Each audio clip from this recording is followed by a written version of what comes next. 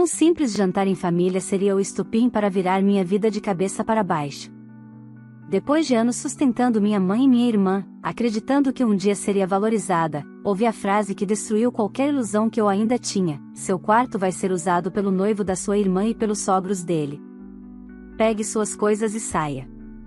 Naquele instante, percebi que eu nunca fui filha, eu fui apenas a fonte de dinheiro daquela casa. Mas o que ninguém esperava era a minha reação. Eu fiz algo que mudou completamente o destino de todos, inclusive o meu, e até hoje minha família não se recuperou das consequências. Quer saber o que aconteceu depois? Então escute essa história até o final. Acredite, você não vai conseguir parar no meio. Olá, seja bem-vindo ao canal Histórias Surpreendentes. Curta e se inscreva nesse canal, aproveite e ative as notificações, comente aqui de qual cidade você está assistindo, vou adorar saber e deixar um coração no seu comentário. Vale lembrar que os nossos vídeos não são relatos reais, são histórias voltadas apenas para o entretenimento. Toda a criação e edição são feitas pelo proprietário do canal. Meu nome é Luana Almeida, tenho 29 anos e, desde que me entendo por gente, aprendi que dentro da minha própria casa eu era sempre a última opção. Cresci ouvindo que eu precisava ser forte, segurar as pontas, dar exemplo, enquanto minha irmã mais nova, Camila, era tratada como uma joia delicada, incapaz de enfrentar qualquer dificuldade. Quando nosso pai abandonou a família, sem olhar para trás, sem pagar pensão, sem assumir nada, minha mãe, Dona Teresa, encontrou em mim a muleta perfeita para evitar qualquer responsabilidade. Aos 15 anos já trabalhava meio período em uma farmácia do bairro. Aos 18, dividia estudos e 2 empregos. Aos 21, fui contratada como auxiliar administrativa em uma metalúrgica e, aos poucos, fui crescendo lá dentro. Mas essa ascensão nunca foi realmente minha. Era sempre seguida de frases como: que bom, agora você pode ajudar mais em casa. Você ganha melhor que muita gente, não reclame. Sua irmã ainda está se encontrando, você precisa ajudar. E eu ajudava. Ajudava tanto que, no fim do mês, quase nada sobrava para mim. Pagava aluguel, água, luz, internet, compras de mercado, remédios da minha mãe, roupas da minha irmã e até as festas que Camila inventava que precisava ir. A casa onde morávamos, um sobrado simples em Guarulhos, estava no meu nome, embora minha mãe adorasse repetir que ela é a chefe da casa. Com o tempo, Camila começou a namorar Renan, um rapaz preguiçoso, sempre com desculpas para não trabalhar. A família dele era parecida, o pai, seu Joel, vivia pulando de emprego em emprego, a mãe, Dona Marli, dizia sofrer de problemas emocionais sempre que precisava assumir qualquer responsabilidade. Eu nunca gostei deles, mas tentava manter distância para evitar confusão. Só que evitar confusão, naquela casa, era impossível. O clima sempre foi de manipulação, culpa e cobrança. Enquanto eu carregava o mundo nas costas, minha mãe e Camila viviam como se estivessem em um resort pago pelo meu suor. A cada ano, eu prometia a mim mesma que criaria coragem para sair dali, mas sempre aparecia algo novo que me prendia: despesas extras, chantagens emocionais, chantagens financeiras. O golpe final, no entanto, veio de maneira inesperada. Numa sexta-feira à noite, cheguei do trabalho esgotada, depois de enfrentar trânsito, atrasos e uma pilha de documentos. A mesa estava posta, o cheiro de comida era bom, e por um segundo pensei que talvez algo estivesse melhorando. Mas não. Era só o início do pior. Sentamos para jantar e, antes mesmo de eu pegar o garfo, minha mãe limpou a garganta como quem se prepara para dar uma notícia importante. Camila sorriu, aquele sorriso vitorioso que me dava calafrios desde a infância. E então minha mãe disse, com a maior naturalidade do mundo, como se estivesse comentando sobre o tempo: Luana, a partir da semana que vem, o Renan e os pais dele vão morar aqui. Eles foram despejados e não têm onde ficar. Vamos usar o seu quarto para recebê-los. Pensei que tinha ouvido errado. Mas antes que eu pudesse reagir, Camila completou com deboche: você ganha bem, Luana. Dá para você pagar outro lugar. Meu noivo e meus sogros precisam de acolhimento agora. E seu quarto vai ser muito útil. A mesa inteira ficou em silêncio. Foi como se o chão tivesse se aberto sob meus pés. Anos de abuso, ingratidão e humilhação se comprimiram dentro do meu peito. Minha mãe sequer ergueu os olhos para ver minha expressão. Renan sorriu de canto. Naquele instante, percebi algo que demorou décadas para entender: eu nunca fiz parte daquela família. Eu era só a fonte de dinheiro. E, pela primeira vez, tomei uma decisão que mudaria completamente a vida de todos naquela casa, inclusive a minha. Quando minha mãe soltou aquela frase absurda, senti o sangue sumir do meu rosto. Meu quarto.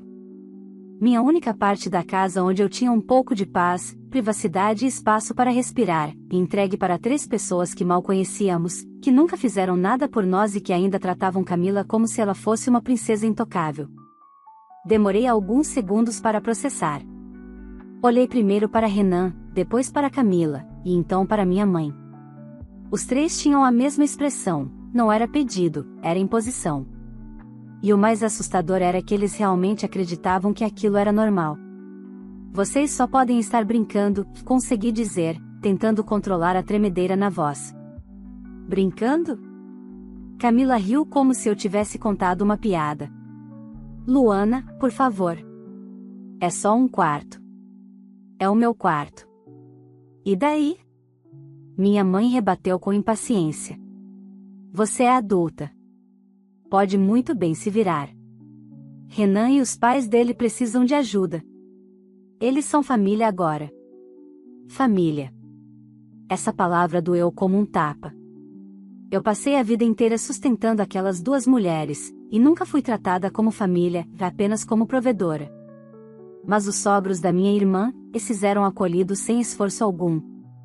Eu ajudei vocês por anos, respondi, finalmente encarando minha mãe de forma direta. Tudo, absolutamente tudo aqui dentro, é pago por mim. E vocês acham justo eu ser expulsa do meu próprio quarto? Não fale assim comigo, ela retrucou. Eu sou sua mãe. E eu sou sua filha, rebati. Mas nunca fui tratada como tal. Renan resolveu se meter. Olha, Luana, ninguém tá te expulsando da casa. É só arrumar outro lugar para dormir. O sofá é grande. Eu ri. Não porque achasse graça, mas porque percebi que, naquele instante, algo dentro de mim tinha finalmente quebrado. O limite que eu nunca permitirá que fosse rompido, tinha sido destruído diante dos meus olhos. Isso não vai acontecer, respondi com calma. Vai sim, Camila cruzou os braços. Não é negociável. Eles já estão trazendo as malas no domingo. O jantar terminou ali. Não houve discussão, não houve tentativa de diálogo, não houve consideração. Todos simplesmente se levantaram e começaram a conversar entre si, como se eu tivesse deixado de existir. Fui para meu quarto e fiquei encarando minhas coisas, cada item escolhido com tanto esforço, comprado com dinheiro que eu suava para ganhar. Passei a mão pela escrivaninha onde eu estudava à noite, pela cama que eu comprei parcelada em 10 vezes, pelas caixas de lembranças que eu guardava desde a adolescência. De repente, tudo aquilo deixou de ser meu. Minha vida inteira ali, sendo tratada como algo descartável. Naquela noite, não dormi. Pensei. Revi mentalmente cada humilhação que vivi naquela casa, as vezes em que fiquei sem dinheiro para comer para pagar remédios da minha mãe. As vezes em que Camila usou meu cartão emprestado para comprar roupas novas. Os aniversários em que eu trabalhava dobrado enquanto elas faziam festas para minha irmã. A indiferença, as risadas quando eu dizia que estava cansada, as críticas quando eu fazia algo para mim. Eu me dei conta de que não era a primeira vez que tentavam me colocar em último lugar. A diferença é que agora estavam me expulsando, sem nenhum pudor. Quando o sol começou a nascer, tomei a decisão que deveria ter tomado anos atrás. Peguei meu celular, abri a conta do banco e revisei cada débito automático ligado à casa, energia, água, internet, plano de saúde, compras recorrentes do mercado. Tudo no meu nome. Tudo saindo da minha conta. Tudo sustentado por mim. E percebi algo libertador, bastava um toque para desligar tudo. Antes de sair do quarto, olhei pela última vez para o espelho. Vi meu rosto cansado, as olheiras profundas, a postura de alguém que tentou carregar o mundo sozinha. Aquela não seria mais eu. preparei uma mala pequena com o essencial, documentos, algumas roupas, meu notebook, e deixei o restante ali. Assim como elas sempre deixaram meus sentimentos para trás. Quando saí para o café da manhã, as 3 estavam sentadas à mesa, conversando animadamente sobre como iam reorganizar a casa para receber a nova família. Renan tinha até feito um desenho no papel sobre onde colocariam a cama dele e dos pais. "Onde você vai com essa mala?" Camila perguntou, confusa. "Fazer exatamente o que vocês pediram", respondi. "Vou sair da casa." "Sabia que você ia entender", disse minha mãe, satisfeita. Mas elas não imaginavam o que vinha depois. "Ah, e só para avisar", completei, pegando as chaves em cima da mesa, "hoje à tarde vou ao banco encerrar todos os pagamentos da casa." Tudo que eu pagava, acabou. O silêncio foi instantâneo. A expressão de choque começou a despontar, primeiro em Camila, depois em Renan, e só então na minha mãe. "Como assim?" Ela perguntou, num fio de voz. "Exatamente como parece.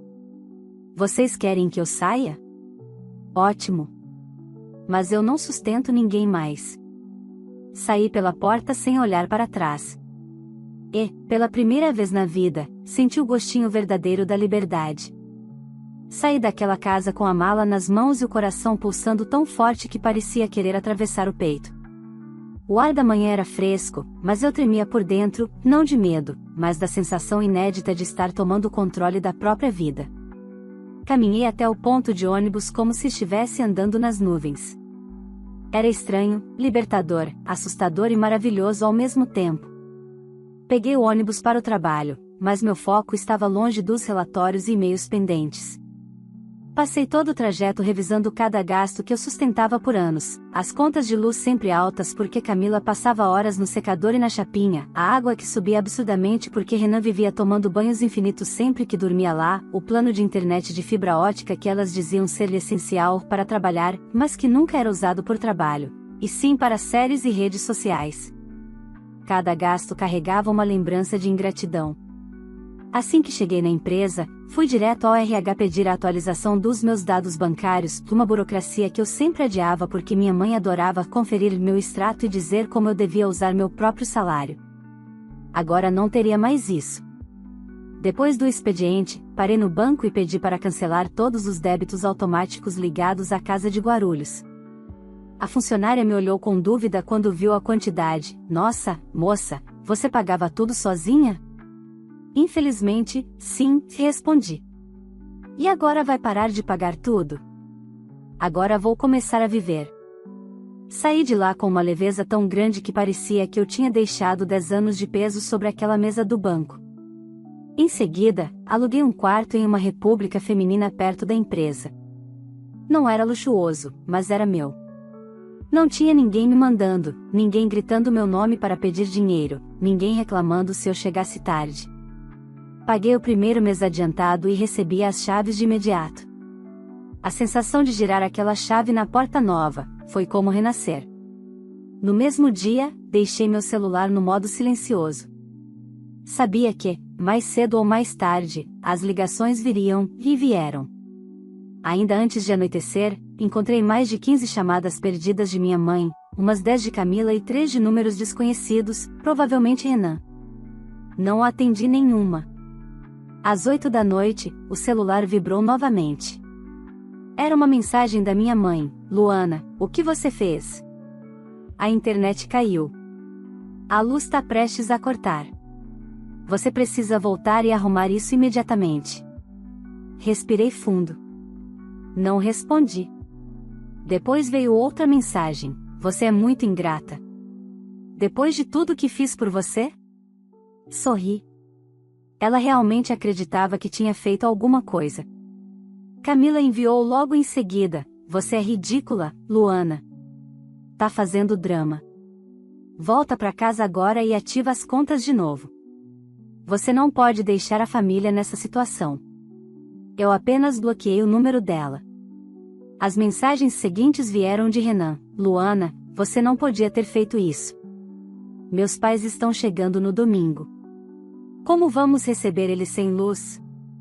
Eu ri sozinha no quarto novo, sentada na minha cama simples, mas silenciosa e só minha. Era irônico, eles estavam preocupados com o bem-estar dos sogros, mas nunca se preocuparam com o meu. Quando cheguei ao trabalho no dia seguinte, a recepcionista me chamou: Luana, sua mãe e sua irmã estão lá fora. Estão esperando você. Meu estômago afundou, mas mantive a postura. Diga que não posso recebê-las, respondi. Elas disseram que é urgente. Diga que mesmo assim eu não posso. A recepcionista hesitou, mas avisou. Pela porta de vidro, vi as duas discutindo com ela, gesticulando, provavelmente chamando minha atenção para que eu olhasse. Não olhei. Isso pareceu deixá-las ainda mais revoltadas. Minutos depois, meu chefe me chamou na sala: Luana, está tudo bem? Aquela mulher lá fora disse que você é a única responsável por pagar as contas da casa e que, se não voltar, eles vão passar fome. Ele disse isso com um tom meio confuso, meio preocupado. Senti um calor subir pela garganta, mas respirei fundo. Está tudo bem, sim. Isso é um problema familiar. Já está resolvido. Ele concordou, respeitando meu limite. Quando saí do trabalho, elas já tinham ido embora. Mas, ao chegar na República, encontrei dezenas de mensagens novas. Da minha mãe: a luz caiu. O vizinho disse que vai denunciar a casa por barulho. Camila está chorando. Renan tá dizendo que a culpa é sua. Volta agora, Luana. Você está destruindo a família. Da Camila: você nunca prestou. Você é uma egoísta horrível. Seus sobrinhos nunca vão te conhecer. E eu te odeio. E de Renan: sem brincadeira, você precisa resolver isso antes que meus pais cheguem. Mas nada disso me afetava mais. Eu já tinha partido, e naquele momento eu percebi: elas nunca imaginaram que um dia eu teria coragem de ir embora. Mal sabiam elas que aquilo era só o começo. Os dias seguintes foram um verdadeiro colapso para minha mãe e para Camila, e, pela primeira vez, não para mim. Enquanto elas afundavam em consequências, eu finalmente começava a sentir o que era estar viva. Dormia sem ser acordada para resolver problemas que não eram meus. Comia sem sentir culpa. Caminhava sem carregar nas costas o peso de 3 pessoas que escolhiam a própria comodidade em vez de qualquer responsabilidade. Na República, as outras garotas me receberam bem. O ambiente era simples, mas caloroso. No primeiro jantar coletivo que participei, percebi como era estranho estar cercada por pessoas que não me tratavam como empregada, máquina de dinheiro ou depósito emocional. Ali, eu era só eu. Luana. Uma mulher que trabalhava, pagava suas contas e tinha o direito de ter paz. Mas a tranquilidade não durou muito, já ao menos não sem tentativas de serem interrompidas. No domingo, exatamente como haviam anunciado, os pais de Renan chegaram à casa da minha mãe. Eu não estava lá, claro, mas soube do cenário quase cinematográfico por meio de várias mensagens desesperadas. Primeiro veio Camila: parabéns. Eles chegaram e não tem luz, não tem nada funcionando. Mamãe está surtando. Depois, minha mãe, em caps lock, como sempre que queria parecer mais poderosa do que realmente era: Luana, você precisa voltar para casa. Isso aqui virou um caos. Estamos com vergonha. Faça algo. E, por fim, Renan: meus pais estão indignados, você deixou a gente na mão. Você destruiu a confiança da família. A confiança que nunca existiu. Bloqueei mais alguns números novos e continuei meu dia como qualquer pessoa normal faria. Fiz almoço, lavei minha própria louça, organizei minhas coisas e sentei para assistir uma série que eu vinha adiando havia meses, simplesmente porque nunca tinha silêncio em casa para isso. Horas depois, recebi uma ligação de um número fixo desconhecido. Ignorei. Ligação perdida. Logo em seguida, outra. Ignorada também. Na terceira, decidi atender apenas para evitar suspeitas de ser algo do trabalho. Alô? Disse com cautela. Do outro lado, ouvi uma voz que reconheci imediatamente: Dona Marli, a mãe de Renan. Luana, boa noite. Aqui é a mãe do Renan. acho que você se lembra de mim. A vontade de desligar era enorme, mas mantive a calma. Lembro sim. Boa noite. Olha, querida, ela começou com aquele tom doce demais para ser real, houve um mal-entendido. Sua mãe e sua irmã falaram que você se precipitou. As coisas ficaram difíceis aqui, sabe como é, estamos passando por uma fase complicada e contamos com você. Traduzindo, trabalhe para nós também, Luana. Dona Marli, respondi com firmeza, que eu não tenho mais nada a ver com essa situação. Não moro mais aí e não ajudo mais financeiramente. Houve uma pausa silenciosa e pesada do outro lado. Você está sendo muito fria, ela finalmente disse. Sua mãe nos garantiu que você era responsável. Que você tinha condições de ajudar. Eu respirei fundo. Responsável eu sempre fui. O problema é que eu era responsável por todos, menos por mim mesma. Isso acabou. Ela suspirou, perdeu o tom doce e assumiu uma voz seca. Isso vai cair muito mal para você, Luana. A família toda está comentando. Você vai se arrepender. Sorri. Já não havia mais nada que pudessem ameaçar. Boa noite, senhora, respondi. E boa sorte. Desliguei. A partir daí, percebi que viria uma nova onda de manipulações. Minha mãe e Camila nunca foram boas em lidar com limites, especialmente quando significavam perder privilégios. No segundo dia após a chegada dos sogros, minha mãe enviou uma mensagem longa, quase um discurso. Luana, eu sei que falhei com você em alguns momentos, mas somos família. Estamos passando por uma fase e precisamos nos unir. Você sempre foi a mais forte. Você não pode virar as costas agora. Era impressionante como todas as frases envolviam "você sempre foi", como se força fosse sinônimo de exploração. Em seguida, seus avós ficariam decepcionados. Sempre quiseram união entre as netas. Era uma tentativa barata, mas previsível. Camila, por outro lado, foi mais direta: se você não ativar as contas até amanhã, eles vão embora. Meu noivo está falando em terminar comigo por causa dessa situação. Você vai destruir meu relacionamento. Ela realmente acreditava que isso era responsabilidade minha. Respirei fundo e não respondi.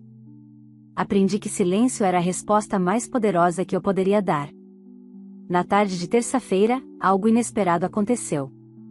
A síndica do condomínio onde minha mãe morava me ligou no trabalho. Oi, Luana.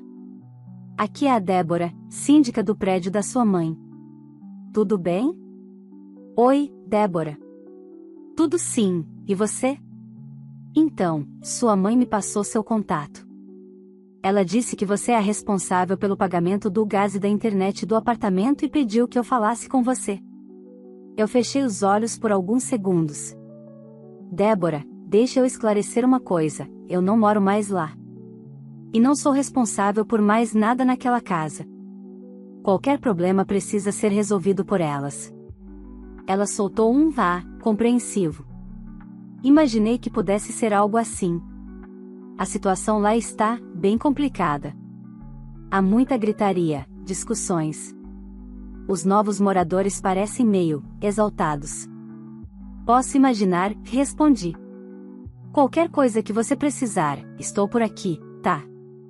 Não se preocupe com isso.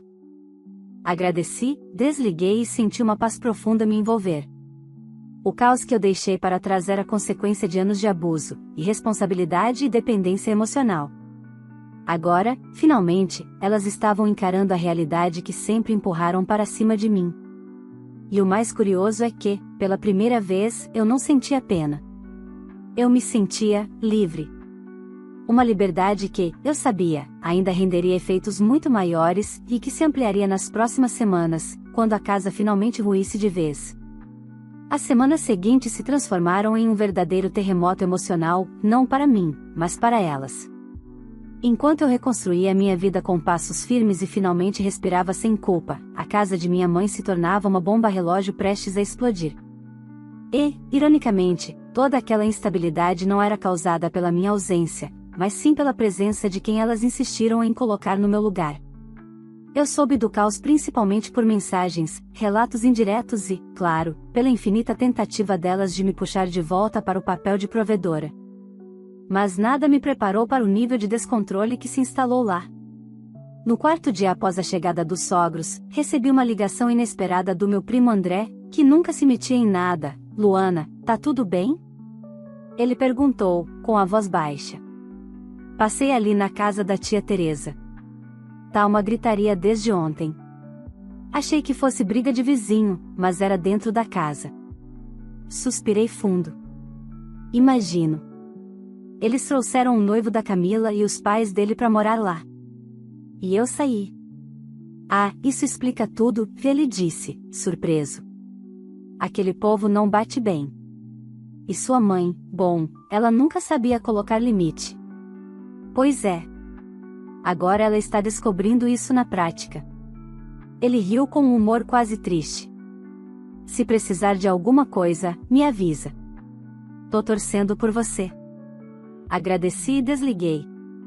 A verdade era que, pela primeira vez, minha mãe começava a experimentar o que era carregar o peso da própria casa. E nada disso estava saindo como ela imaginava.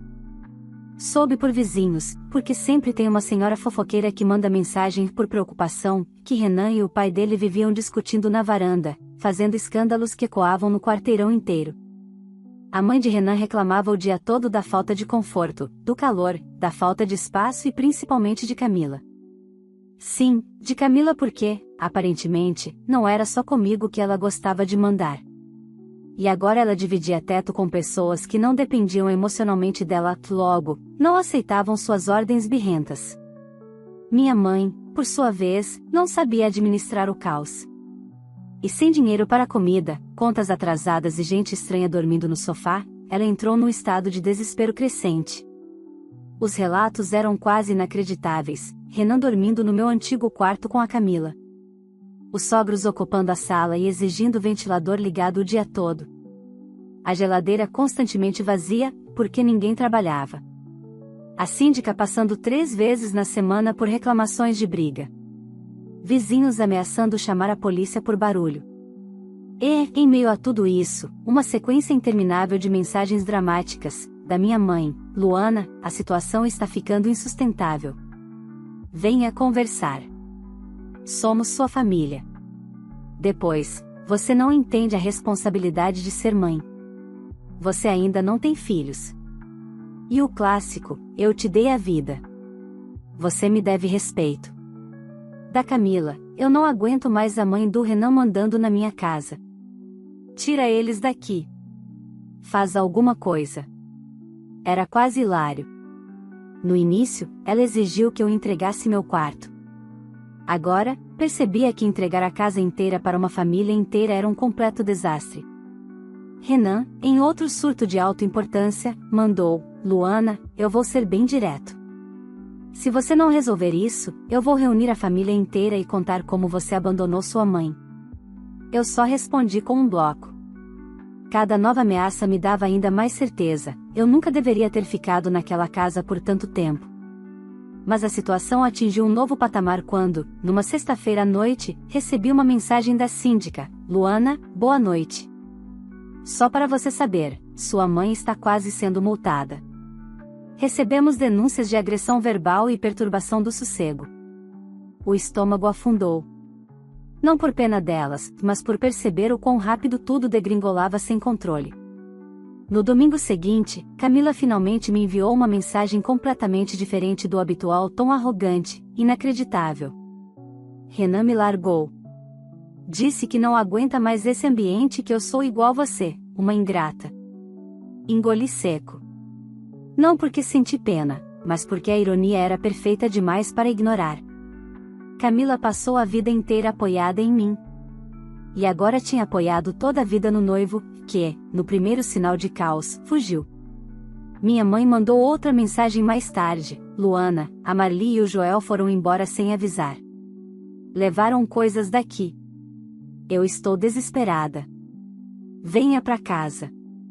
Eu preciso de você. Foi a primeira vez, em muitos anos, que ela disse: eu preciso de você sem exigir nada diretamente. Mas mesmo assim, não mexeu comigo.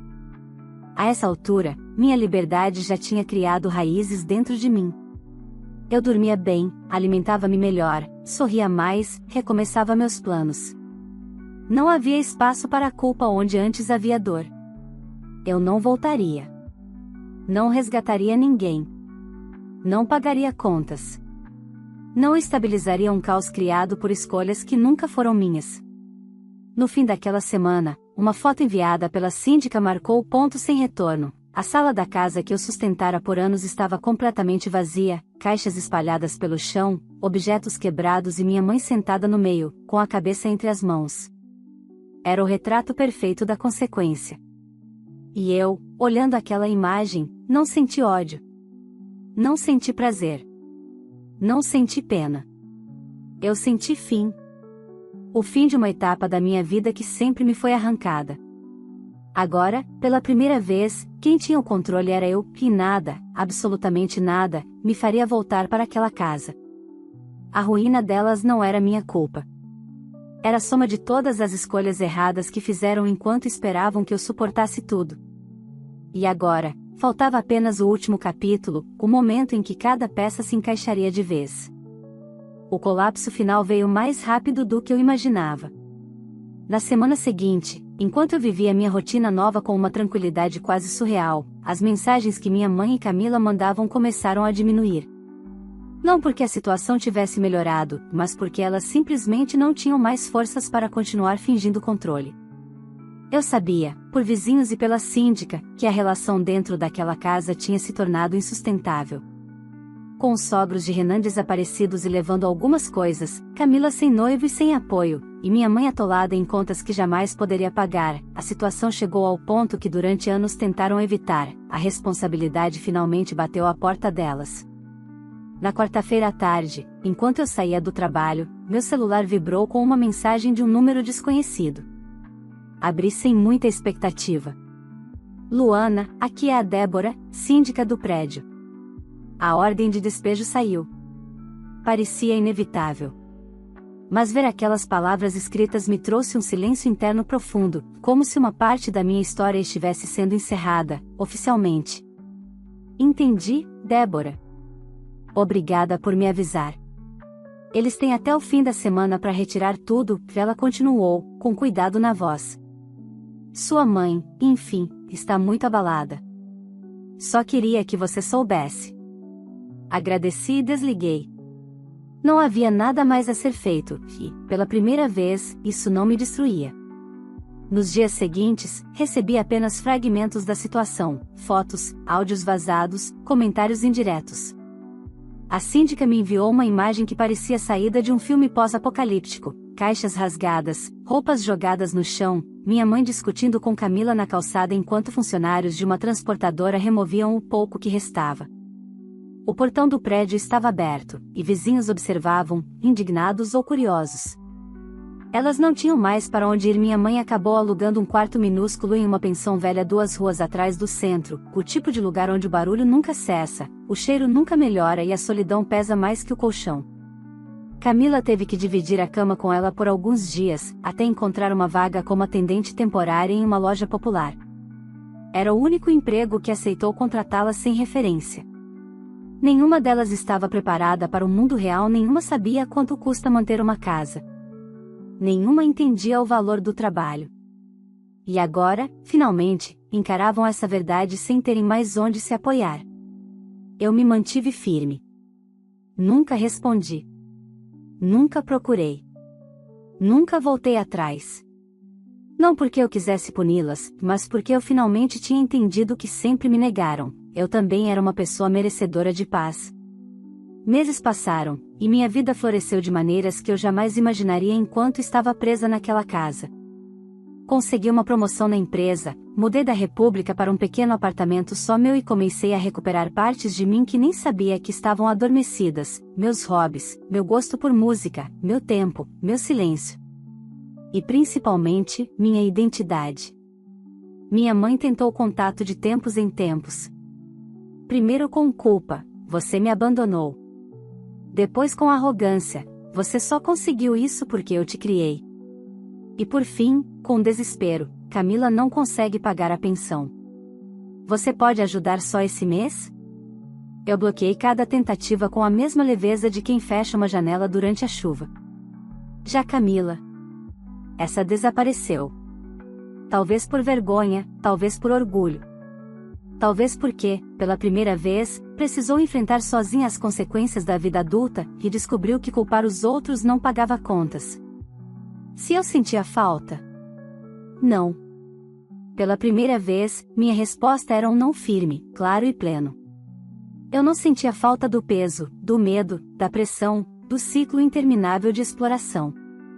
Eu não sentia falta da manipulação, das chantagens, das cobranças sem fim. Eu não sentia falta de ser tratada como obrigação.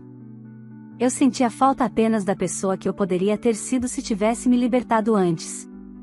Mas, de certa forma, nunca era tarde. Hoje, quando olho para trás, vejo tudo com nitidez assustadora. Eu não perdi minha família. Eu me livrei dela. E essa libertação, essa ruptura que parecia impossível, foi a decisão mais essencial da minha vida. No final, não houve reencontro. Não houve abraço. Não houve perdão dramático nem reconstrução forçada. Houve apenas verdade. E a verdade era simples: eu nunca fui a prioridade delas. E agora, finalmente, passei a ser a minha. E se fosse você no lugar da Luana, teria coragem de virar as costas para uma família que só sabia te usar? Ou teria continuado sustentando tudo em silêncio? Quero muito saber a sua opinião. Se essa história mexeu com você, deixe o seu like, porque isso ajuda demais o canal a crescer. Aproveita também para se inscrever e ativar o sininho, porque aqui todos os dias tem histórias novas, emocionantes e cheias de reviravoltas como essa. E não esquece, compartilhe esse vídeo com alguém que você acha que precisa ouvir essa mensagem de força e coragem. Às vezes, uma história muda tudo. Agora me conta nos comentários, você faria o mesmo que a filha fez? Ou teria tomado outra decisão? E de qual cidade você está assistindo esse vídeo? Quero te conhecer e deixar um coração especial no seu comentário. Muito obrigado por acompanhar mais uma história poderosa, e nos vemos no próximo vídeo. Vale lembrar que os nossos vídeos não são relatos reais, são histórias voltadas apenas para o entretenimento. Toda criação e edição são feitas pelo proprietário do canal.